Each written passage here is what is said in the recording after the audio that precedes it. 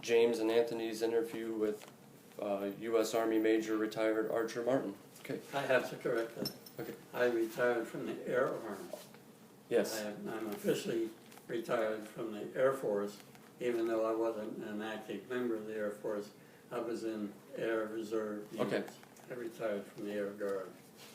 Well, thank you. I know we got started, Archer, talking about it before we started recording, but you were talking about your artifact, in particular the medal from France. Yeah. Can we just ask you what exactly that is and what it was awarded for? It's the French Legion of Honor, and it was awarded to any World War II veteran who had a hand help liberate France during World War II. And I was in the Normandy campaign and the Brittany campaign and Northern France campaign. Went through there interrupted by a stint in the hospital in England, but went through there on our way to Germany. Okay, so you were in the Normandy campaign then, so we were... Yes, I landed at Omaha Beach. Yeah, so you were on the initial landing? No, I came in about a week later. One of the first replacements to my unit. Okay. And we were just curious, there's been many movies made. Have you seen the movie Saving Private Ryan? Yes, I have. And what is your take on the portrayal of the landing on the beach? Do you consider it accurate? Yes, about as accurate as any I've seen from Hollywood. Yeah, I have to say it was much better than, say, The Longest Day, that film titled The Longest Day.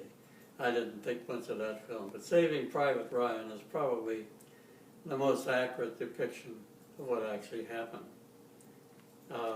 But the individuals involved, I don't know anything about that, if it's a true story or not. The small fellow who was shanghaied, you might say, from the 29th Division headquarters on the beach. Well, the 29th Division headquarters was on the beach, and somebody had to be a clerk there, and that's what his role was in the movie. Okay. So, we understand you were injured, and what exactly happened during you were injured and then you spent a stint in the hospital? What got you? Well, I was in the field artillery. In those days, there were regimental combat teams, and an infantry regiment was always accompanied by a field artillery battalion, 105 millimeter field artillery battalion. And so I was in the 110th Field Artillery, backing up the 115th. Well, in mid-July, earlier than that, about the first week, the end of the first week in July, I was detailed with 4 others to go to the front with the 115th as an ad hoc forward observer party, because we planned to jump off in a day or two to try to finish capturing Saint-Lô. It was outside of Saint-Lô, which was a major crossroads, if you know your history, a major crossroads in Normandy, and was bitterly defended. So we went up front a couple of days beforehand, and then the night before the attack was supposed to jump off, we were counterattacked by the Germans, and I and the tech sergeant, the highest ranking enlisted member of the Forward Observer Party, were in a foxhole together and with A Company of the 115th, that would be the 1st Battalion, and we were overrun. During a lull after the shelling ended up, I tried to contact the gun positions with my radio. That was my job. I carried a radio, 2 parts to it, both of them heavy. And we had time to make a really good foxhole. We drilled into a hedgerow, not only down, but in, so we had kind of a roof and an open area. I had built a ledge there to set the radio on, and the antenna, of course, had to stick up above the ground. Well, the shelling was so intense that it lopped off that antenna right at ground level. So when the German shelling ended up, I got on my feet, and started out to go back to where our Jeep was parked about a mile away, to the rear and on the flank, to get another antenna. And my fear then was that I would be shot by one of our own people, and I really practiced the password. I'll tell you. And so I got the antenna and got back, and by that time we were hooked up. And that meant that the battalion could provide artillery support, whereas they couldn't before. The next day we did take off, but 6 hours late, 6 hours delayed because of everything that had gone awry from the German attack. And about an hour or two later I was hit by a mortar shell at the base of a hedgerow. And my feeling about that was, I didn't even realize it in the excitement of the battle, that I was hit, until I moved my leg and I felt stuff sloshing around in it. We had leggings, pants that were bagged over, and I could feel it sloshing around in that bag, and I realized then that I'd been hit right in the thigh. So I kind of took stock, and I realized, well, I'm not going to die here. And apparently I didn't have the femur hit, and so I called for a medico, and he helped me back to the aid station. And the next day I was flown off the beachhead in a Goonie bird, a C-47, to a hospital in England. And I'll tell a story about that, which is kind of a tangential anecdote. My wife and I were motoring through England after I had retired from the military, and so we were able to stay at bases.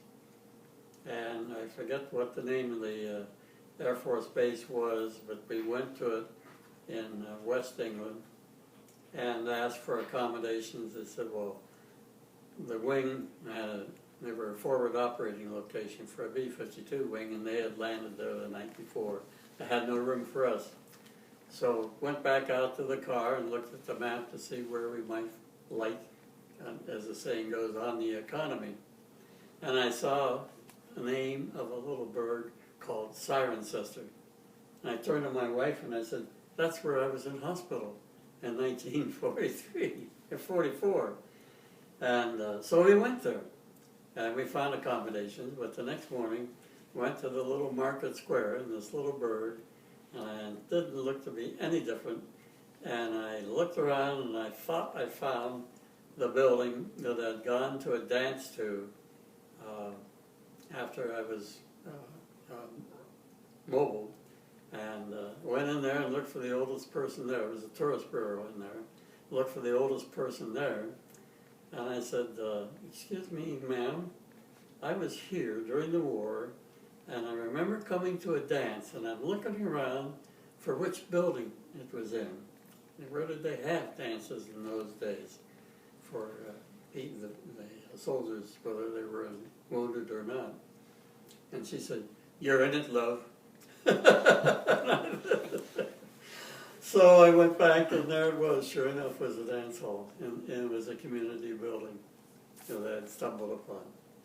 Well, at any rate, after being in hospital, I went back. It was the fear of everybody who was hit and was sent back to a hospital or anywhere away from their unit was that they would not be sent back to their own unit. Once you're in your unit, that was your family. And that was my big fear in England, that I wouldn't get back to my same unit. But somehow or other I did. And I got back, and we were sitting in front of the fire on the first night, and the unit had been pulled off the line then, and drinking Calvados. And they said, you know, you got a Bronze Star. I said, no, I didn't get that. I didn't know that. But I did know I got the Purple Heart, because somebody came through the hospital and tossed them out on each bed. Well, there was not much more ceremony in getting the Bronze Star, but that was for that action the night before I was hit. So, end of that particular part of the story.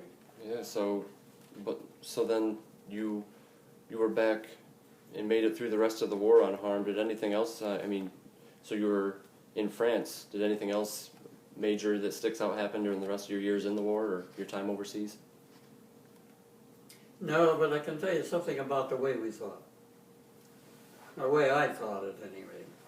Being in combat, the biggest fear I had was that I would meet my end or severe injury or any injury because somebody over me made a bad decision.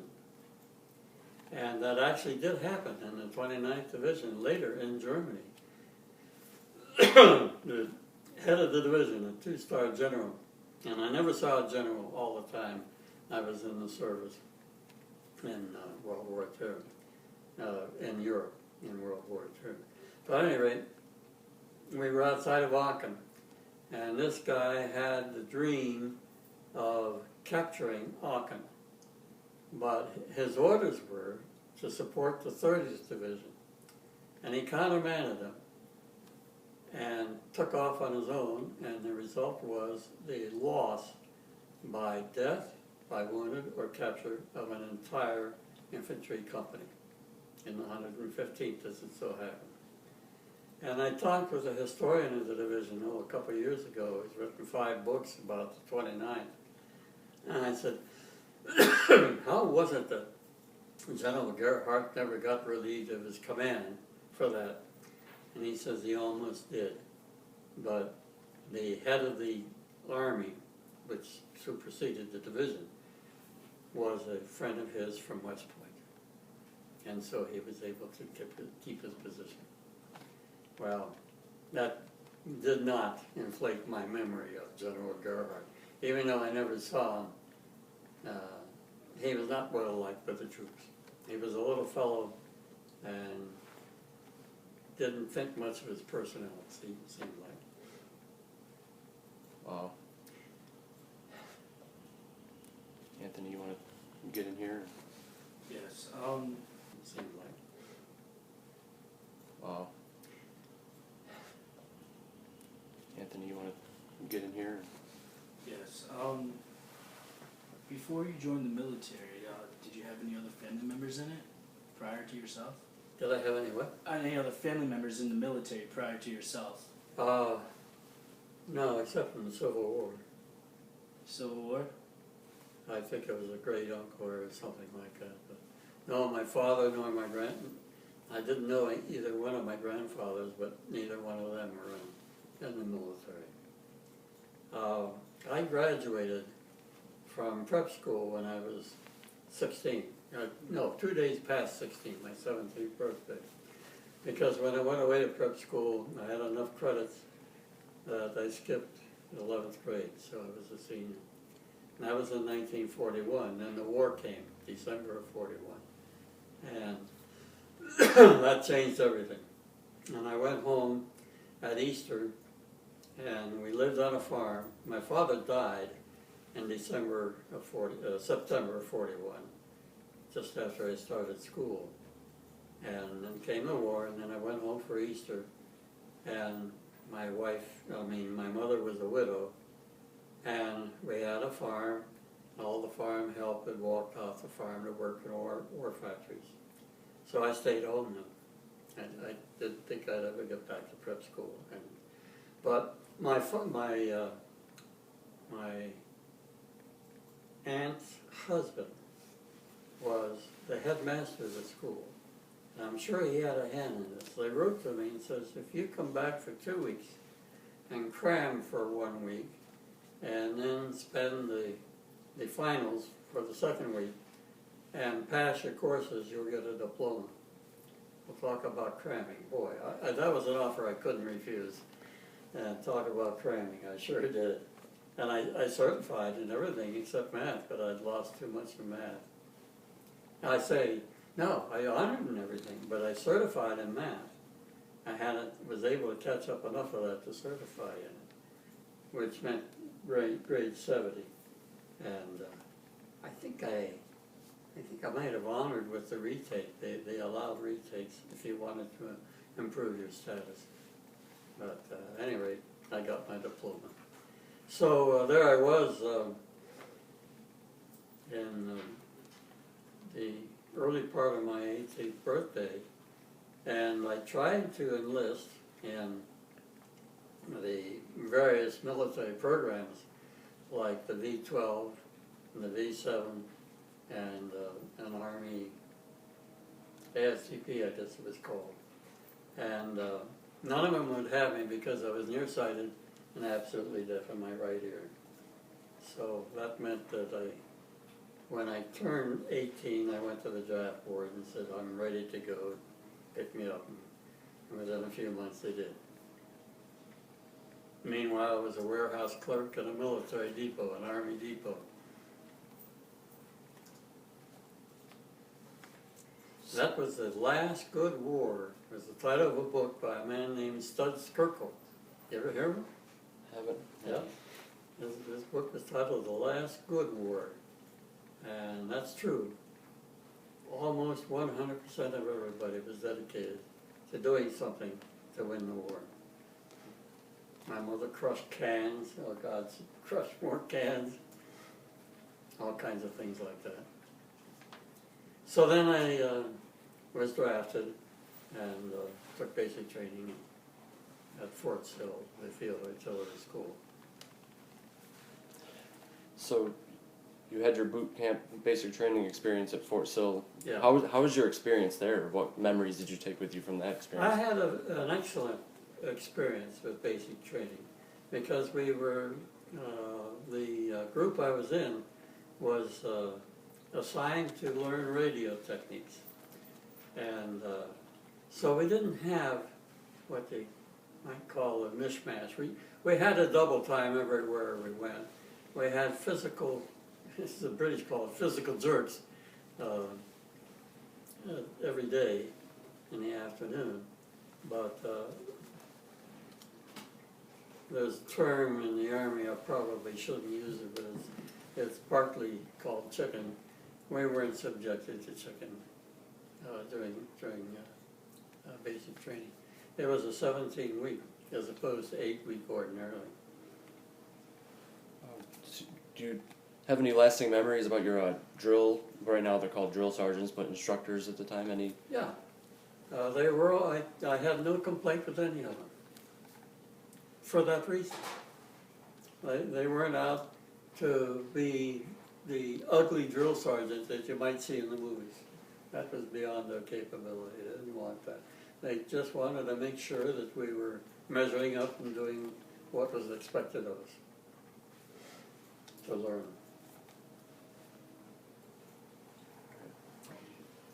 How I got to be assigned to radio school, though, I do not know, because as I mentioned, I was a warehouse clerk. Some of my buddies, the class that I actually graduated in 42 from Blair Academy in Blairstown, New Jersey, but I was actually in public school in the class of 43, and so they went into the service later. Well, they went into the service about the time I did too, but some of them went early. You could go into the Navy during World War II at the age of 17. But I didn't want that because I didn't visualize myself able to dig a foxhole in the deck of a ship. So at any rate, many of them went on to, my best friend went into the Army Specialized Training Program, ASTP. Well, that's enough for World War II, perhaps. I ended up in the Elbe River, and it was about that time that Roosevelt died. I saw at a distance some Russian soldiers, but I didn't meet any of them, but I saw them across the river. And then the division went into occupation at what was called the Bremen Enclave, and its purpose was to be have a port in it that could supply the American sector of the occupation zones in Germany. So we had a pleasant time there too. there was a small, pleasant village. Rodenkirchen was its name. And for about a month or so, I was billeted actually in the one hotel in that village. But then later on, we moved into a school, I guess after school was out, and we just had filled the gym floor with cots. And then coming home because of a stevedores strike, purportedly led by a communist on the West Coast, but he called a strike of the stevedores even before the war with Japan was over, and we couldn't get transport home. And I left Rodenkirchen in September and didn't get on a ship until late December to come home. I was in various camps. The Lucky Strike camp that was full of people waiting to get on ship. We were moved on to Marseille and landed in Boston on Christmas week. During that time, though, while we were there, I had another pleasant activity. We were offered furloughs to go back to England, or to go to Copenhagen, or go to Switzerland. And many of the old-timers in the artillery battalion, because we weren't shot up like the infantry was, were there in England. They went. The division landed in England in October 1942, after being transported by the Queen Mary across the Atlantic, and encountering a British cruiser and cutting it in two in half. They couldn't even stop to pick up survivors.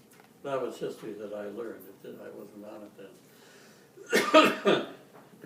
So, anyway, I got back and got home. I was separated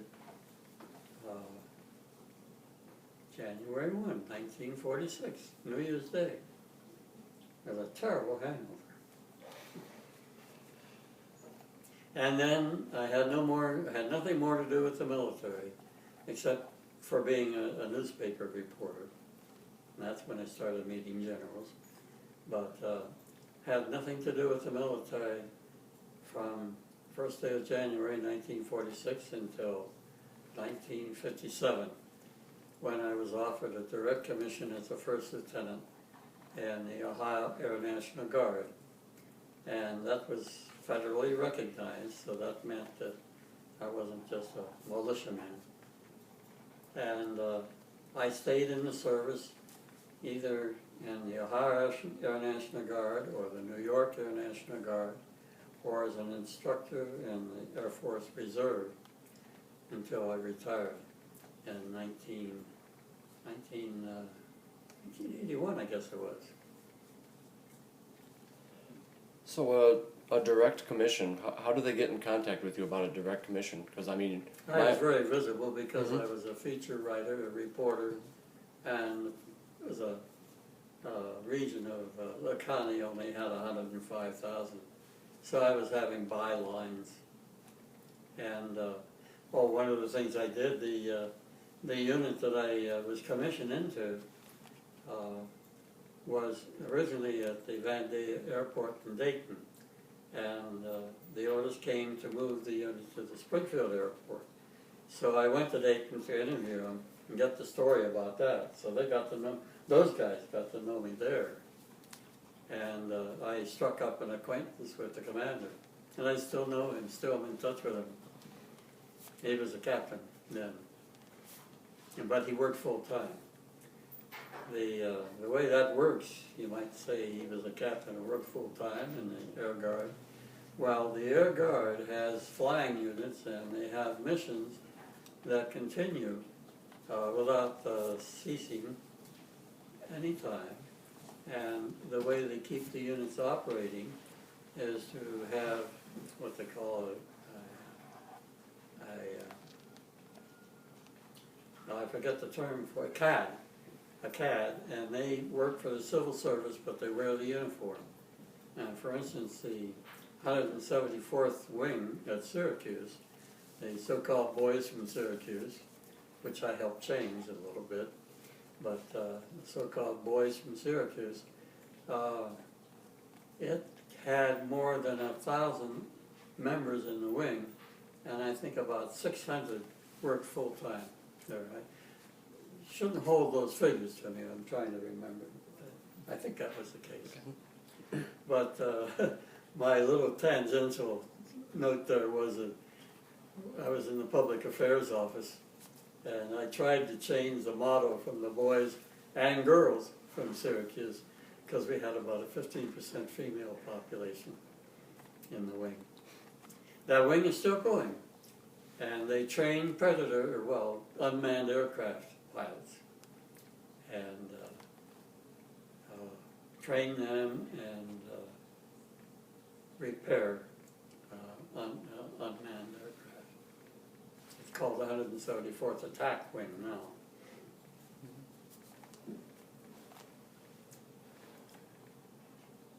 So after you separated from, in the period in between 46 and when you were in 57, did you miss serving in the military? Did you miss the No. life? No, I said on the day I was discharged, they tried to sign me up for the reserve. And I said, nothing doing. If you come after me again, I'll go on the mountain so high you'll have to pump air to me. I said that emphatically and repeatedly. But when I was offered the commission, I thought to myself, this is the way to fight a war. And in those days, it was a rank possibility that we would be at war again. And I said, I don't want to tramp through the fields with a gun in my hand anymore. And my entire career, except for having been an instructor in the reserve, I was as a public affairs officer. Which fit, because I was a newspaper man, a writer, and then I came to this part of the country to work for Corning, and I worked in the corporate communications department. There is a 29th Division Association, which, as you might imagine, is composed of members of the 29th, which still exists, and well, it was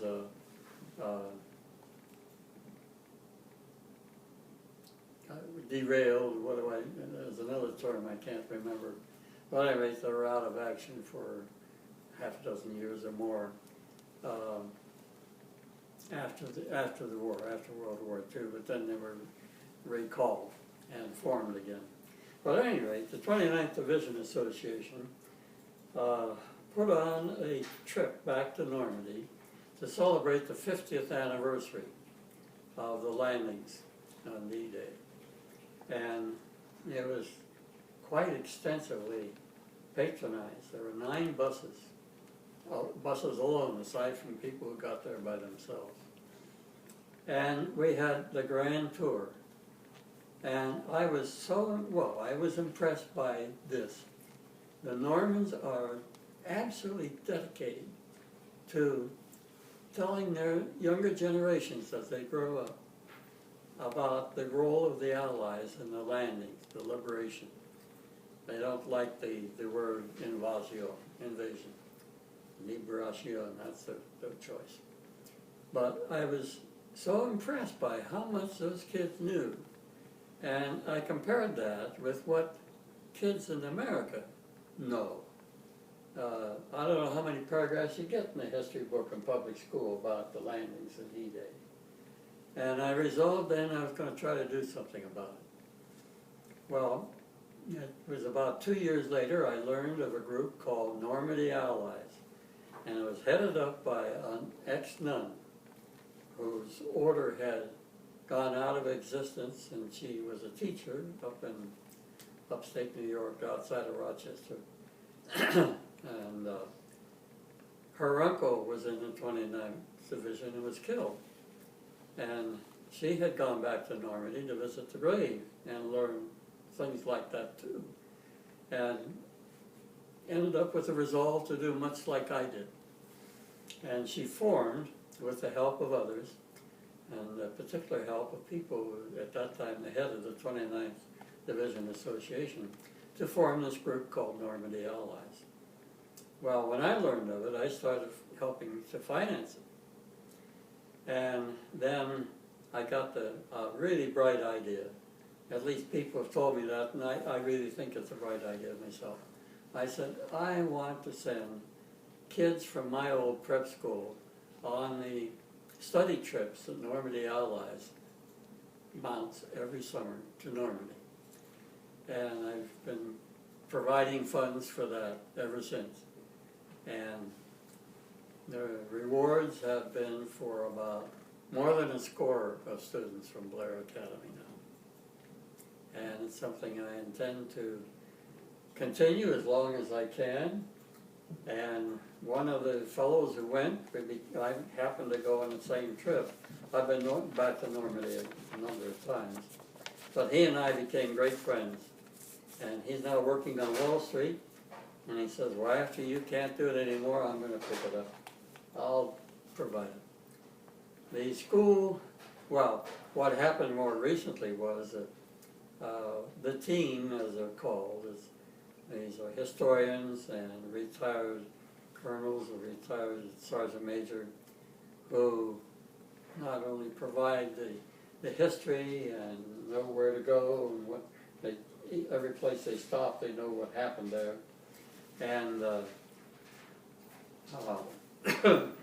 make sure the kids are where they're supposed to be at a particular time. Well, they're getting older.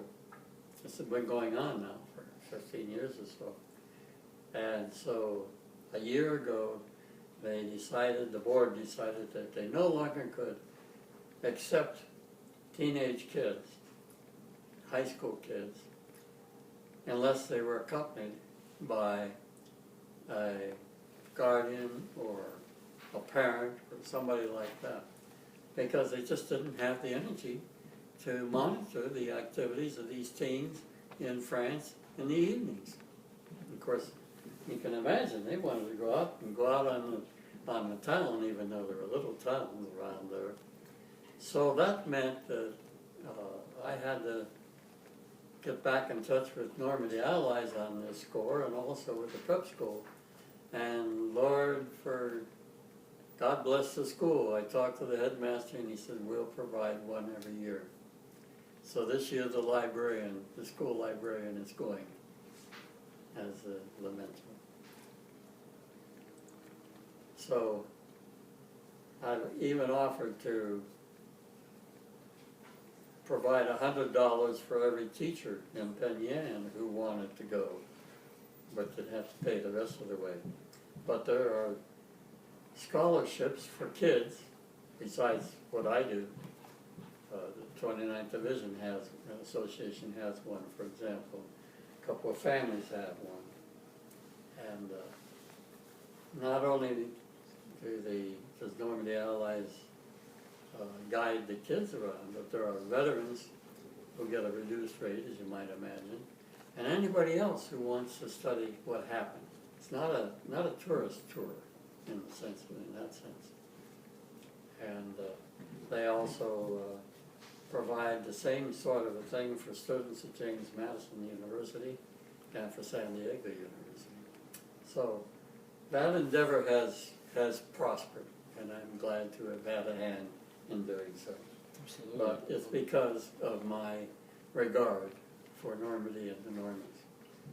It's sort of like being here as compared to being in New York City, and being in Normandy as compared to being in Paris.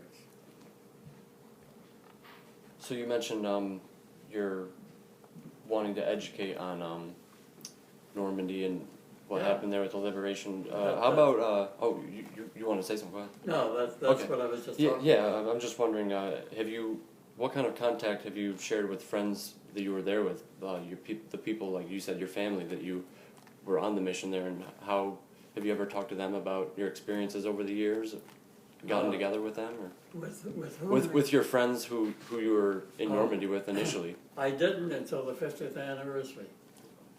And then my wife said, where have the tears been all this time? It really touched me. That and the regard for the Normans have for any U.S. veteran. And I've had Germans come up to me in the cemetery, for example, and thank me for, and others, thank us for what we did during World War II. Which was surprising, but when I stopped to think about it, it was less of a surprise.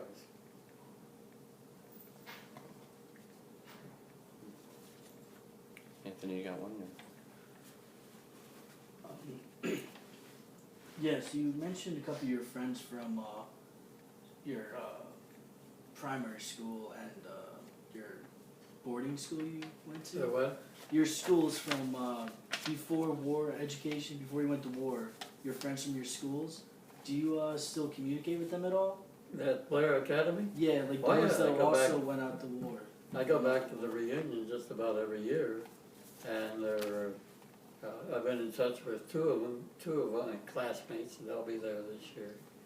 And one of them was in the Navy, was a Navy flyer, and the other one was, I think he ended up in the Ohio Guard Division, which of course was activated, was in active duty then, and was on his way to the Pacific when the war ended, when the atom bomb was dropped. So yes, we're in touch, and I've contributed to the Blair Journal, which is a equivalent of a literary digest, literary publication. And I've given talks at the school, of course. Last year, when I was at the reunion, the class of '62 was there for their 50th anniversary. And at the end of festivities, we were all in the dorm, and the reunions are held after school's out so we can stay in dormitories. And we were in the lounge, big place, impressive place. And I was having a drink with one of my buddies, and they trooped in. And so they said, "Oh yeah, we heard about you." My God, 2 hours later, I was still answering questions, getting hugs from females.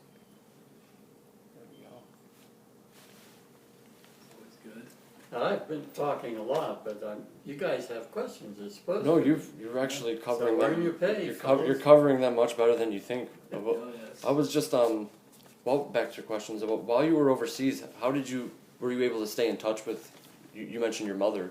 Were you able to stay in touch through letters at all, or Oh no, no? no. You've heard of V-mail? V-mail? V-mail. I V haven't. for victory. Victory. You would write a letter, and it was then went through the censors, and then it was photographed and put on microfilm and sent back to the States to save space on ships. And then there, the post office would enlarge it a little bit, not regular letter size, but enlarge it enough to be legible, and deliver that as part of the mail. And usually it was a month or more before you'd get a letter from home or get from a letter to home. And there was no way of communicating otherwise. Right. But when I went to Switzerland after the war ended, I did go to Switzerland, which changed my life to some extent. But one of the thrills was to be able to talk to my mother on the telephone. And it cost $12 for a minute. And had to wait for an hour for the connection. But it was through the Swiss Telecom system. And but how that kind of changed me, we traveled through Switzerland for a week, and it was like going to a different, well, it was going to a different country, but a war-torn community. Everything was bright, lighted, wasn't damaged, and so I had a great time, and I remembered Switzerland with great ardor. And then my son went to Europe in his junior year from Vanderbilt and never came back. He went to University of Regensburg in Germany, and the Italian school, anyway, for classical study. I guess that was its name, the Italian School for Classical Studies. And he's become an archaeologist. Well, then he got a position with the University of Fribourg in Switzerland. And I was traveling on business in those days in Europe, including Switzerland. At one time, our European headquarters was in Zurich. So the upshot of all that was I looked things over and I said, well, you know, buying some property in Switzerland would make some sense. It ought to be a good investment. My son is teaching there. I like Switzerland. And at that time, I had a lot of business in Switzerland. So I did. And so we ended up with an apartment, studio apartment in a thermal spa in the sunny side of the Alps, in the Valais. And had that for, let's see, almost 20 years. And it was it did turn out to be a good investment. But I'm simplified my life since then and no longer have it. We weren't getting there as often as we thought we would. But it was at the base of a number of ski areas, and I was a ski patrolman. And so, and my wife was an instructor, so we enjoyed ourselves when we did go. But at one time we thought, well, we might spend our entire winters there. But we never got around to doing that. So that's kind of an aside. So while you were on your initial experience in Europe, how was the food? I'm just wondering, how did you eat? Like, what kind of? Okay. Unless I was back at the gun position, there's no hot meals unless I happened to be by somebody else at some other unit's kitchen, field kitchen. And my favorite, have you ever heard of K rations? K rations precede current MREs. I've heard about them. Yeah. Yeah, that's right. They were World War II. And my favorite K ration, they came in a box about that big. And it consisted of a wrapped container of cheese, dehydrated lemonade, chewing gum, cigarettes, and a candy bar, I think. And that was about it. Oh, and toilet paper. That was in the K ration as well. Maybe something else, but that's what I can remember now. But that was my favorite K ration. But my favorite ration was what they called a D ration. And it was a block of dark chocolate. This wine, about that long, it fit perfectly in the side leg pocket of our pants. And I think it must have been about 2,400 or 2,700 calories. It was designed to keep you going for a day. Well, I'm a chocoholic, and that just suited me just fine. But when I was at the front, I was in either a forward observer party or a liaison party. Forward observer parties usually worked at the company level, and liaison parties usually worked at the battalion level with the infantry. And I was in both of those for a good part of the time. And the rest of the time when I wasn't up front, I was at the gun positions. And so that's what I ate when I was not at the gun positions and had the benefit of the field kitchen. The food from a field kitchen was usually acceptable. The nicest trip of food, a nice encounter of food, was when we moved the whole division from after reducing the port of Brest in Brittany across northern France to Germany, actually to Holland, the border with Germany. So that was a trip of several days. And what we took with us from the submarine pens at Brest was crate after crate of canned sardines. Oh, they tasted so good. We probably took up more space in our Jeep There was the driver, the officer, and me, and the crates of sardines in one Jeep, and then the second Jeep had the ranking NCO and another enlisted man and more crates. And every time we stopped on schedule, and there was a field kitchen. Well, there was a bakery there. There was always a bakery, and we got fresh bread. Wow. Fresh baked French bread with sardines. That's what I lived on for days, going across northern France to Germany. Before we got on the border and got our guns into position. Wow. So, can we? You want to? Yeah, we'll talk You about. want me to? Yeah, How well, are you going yeah. to work this? How will you be able to You just- photograph? We can. I think we can like maybe take pictures after. If you just want to hold them up and talk about them now, though. You want me to hold them? Sure. All right, I'll hold up the most recent one. I'm wearing, oh, the ribbon has come off, but that, on the lapel, somebody sees that, well, if they know what they're looking at, they know that I, holder of the French Legion of Honor. Is that, can you see it? Yeah, we can see it pretty well. Yeah. Mm-hmm. You can. Okay. Where is it? Yeah. Here is the 29th Division patch. The division was called the Blue and Gray because its history from ancient days included the North and the South. This was a battalion plaque. Wore that on our hat or on our jacket, depending. I think that one one of them I might have painted myself and had nothing better to do.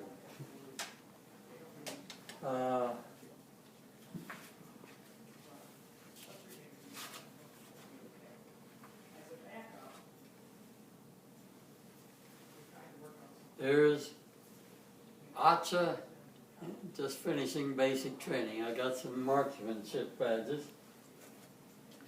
because I was a farmer kid. Here is a picture when we were in the Bremen Enclave after the war ended. And here's another one. I mentioned that we were very nicely billeted in a hotel, and I got dressed up to have this picture taken.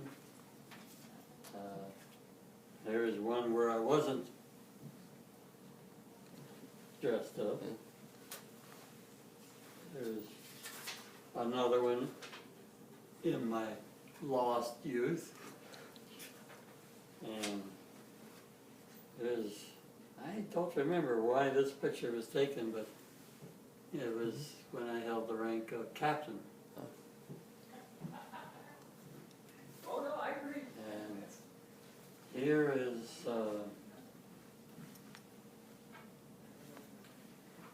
is what I was given in France on one of my trips to Normandy. You might want to hold it up for a while so you can read parts of it. It came from the Republic of France. And this is what I got for having served during the Cold War. Oh wow.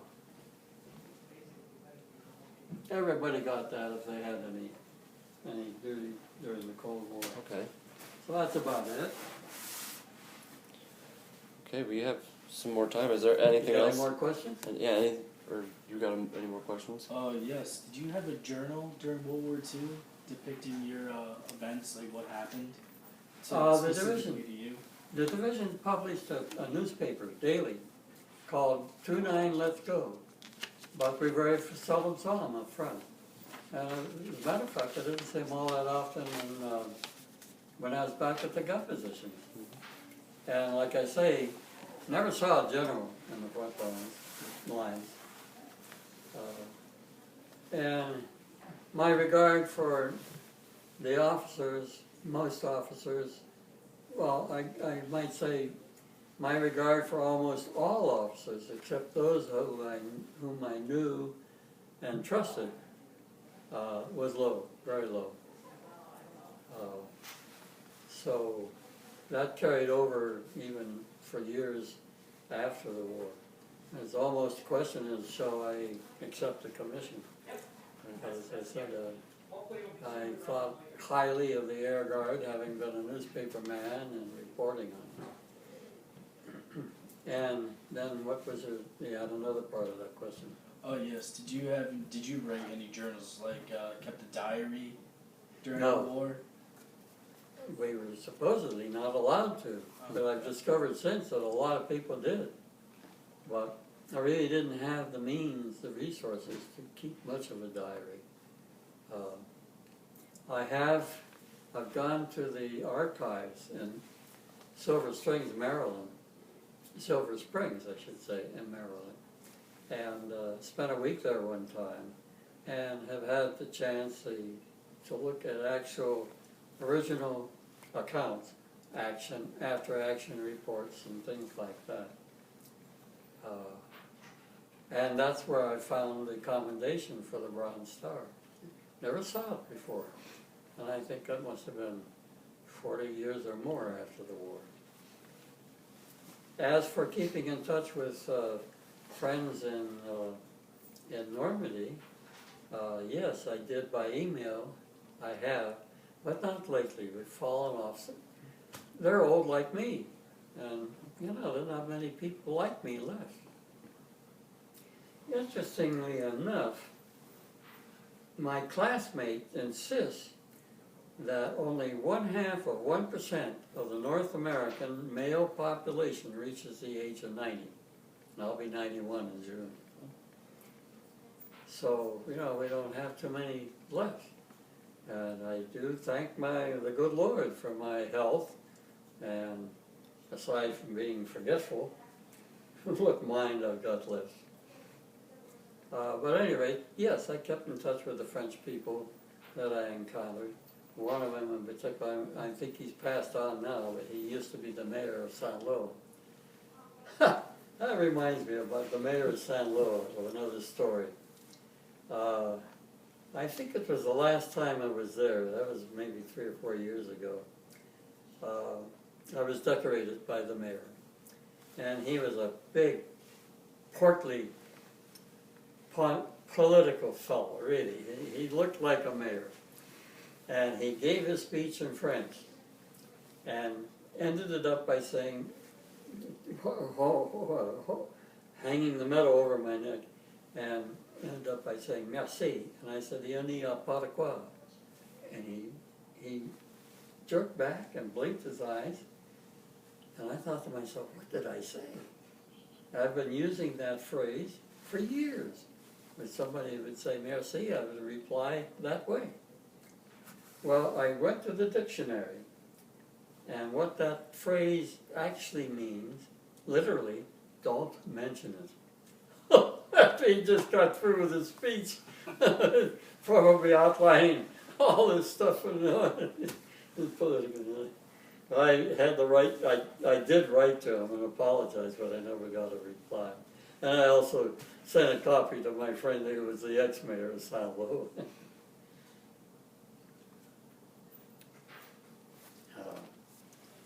As for classmates, I didn't keep in touch with any of them from Blair. During the war or after the war, that's what World War II did. It scattered everybody. And I was in Ohio, and when I got to Blair, I was regarded as a clod kicker from Ohio. I didn't know anything by the Easterners. And, but at any rate, I was back in Ohio.